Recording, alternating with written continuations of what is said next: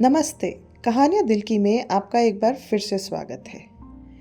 इंसान के लालच या डर की कोई सीमा नहीं होती और कभी-कभी वो उस डर में या लालच में कुछ ऐसा कर जाता है जिसके परिणाम बहुत ही भयानक होते हैं। हमारी आज की कहानी कुछ ऐसे ही डर और लालच के बारे में है।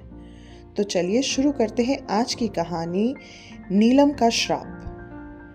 शिमला की एक पुरानी हवेली जिसको सफायर मैंशन के नाम से जाना जाता था, सर्द की धुंध में छुपी हुई थी। यहाँ रॉय फैमिली अपनी वार्षिक बैठक के लिए एकत्रित हुई थी। पुराना घर इतिहास के बोझ से चरमरा रहा था। इसके भव्य गलियारे झिलमिलाती लालटेन की रोशनी में मंद थे। बाहर तेज हवा अतीत की कहानियां फुसफुसा रही थी। प्राचीन नीलम की दास्तान, जिसके बारे में कहा जाता था कि वो अपने धारकों के लिए विनाशकारी होती है। देवेश राय सबसे बड़े उत्तराधिकारी और परिवार के नेता थे।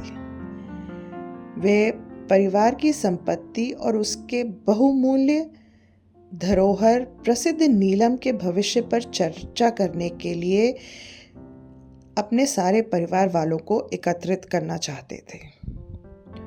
उस रात पीढ़ियों से सौंपा जा रहा नीलम केवल उनकी संपत्ति का प्रतीक नहीं था, बल्कि एक काले श्राप की कहानी का केंद्र भी था। अफवाहों के अनुसार नीलम शापित था और जिसने भी इसे नियंत्रित करने की कोशिश की, उसे त्रासदी का सामना करना पड़ा था।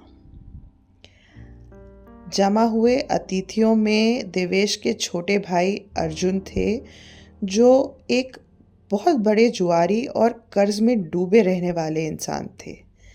चचेरी बहन प्रिया थी, जो पिछले वसीयत से निकाल दी गई थी और अपने हिस्से से वंचित महसूस कर रही थी। एक लीला चाची थी, जो परिवार की आध्यात्मिक मार्गदर्शक होने का दावा करती थी। अक्सर चेतावनी देती थी कि नीलम को छेड़ने से प्रतिशोधित आत्माएं जाग जाएंगी। देवेश से 10 साल से दूर रहा उनका बेटा पार्थ भी आज मौजूद था और उसका लौटने का उद्देश्य परिवार से जुड़ने से ज्यादा अपनी विरासत में रुचि था। जैसे जैसे शाम ढली, बातचीत के बीच तनाव बढ़ता गया।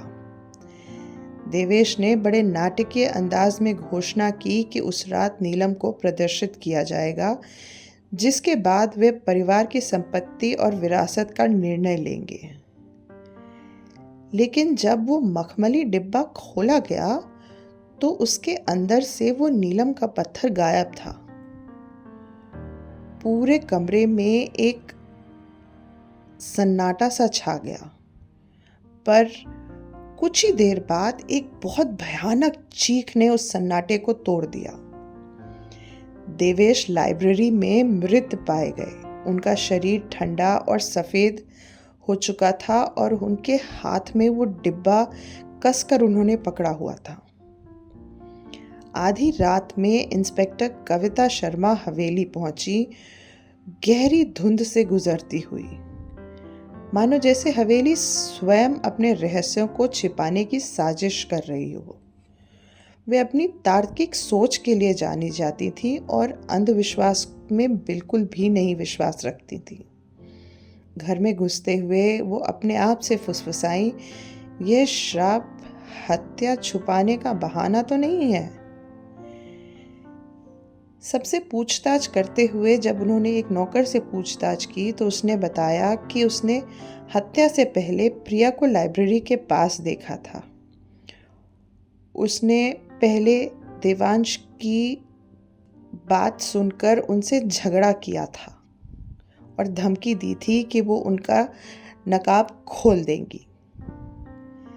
लीला चाची जड़ी बूटियां जलाती हुई मिली और उन्होंने कहा कि वह बुरी आत्माओं को दूर कर रही थी। अर्जुन का चेहरा लाल और घबराया हुआ था। वह बार बार इस बात पर जोर दे रहा था कि इंस्पेक्टर को पहले नीलम को ढूंढना चाहिए। पार्थ ने सीधे सवालों से बचने का बहुत प्रयास किया, ये कहकर कि वो अभी मानसिक स्थिति में नहीं है जवाब देने के लिए। प्राचीन नीलम की खोज करने पर वो एक पुरानी घड़ी में छिपी हुई पाया उसे, लेकिन उस पर कोई उंगलियों के निशान नहीं थे। और इससे भी अजीब था कि फॉरेंसिक रिपोर्ट में पता चला कि देवेंश की ना तो जहर और ना ही उनके ऊपर किसी हमले की वजह से मृत्यु हुई थी, बल्कि अचानक दिल का दौरा पड़ने से उनकी मौत हुई थी। फिर भी इंस्पेक्टर कविता को कहीं ना कहीं डर था कि ये इतना आसान केस नहीं है, अभी भी इसमें कुछ पहलू देखना बाकी है।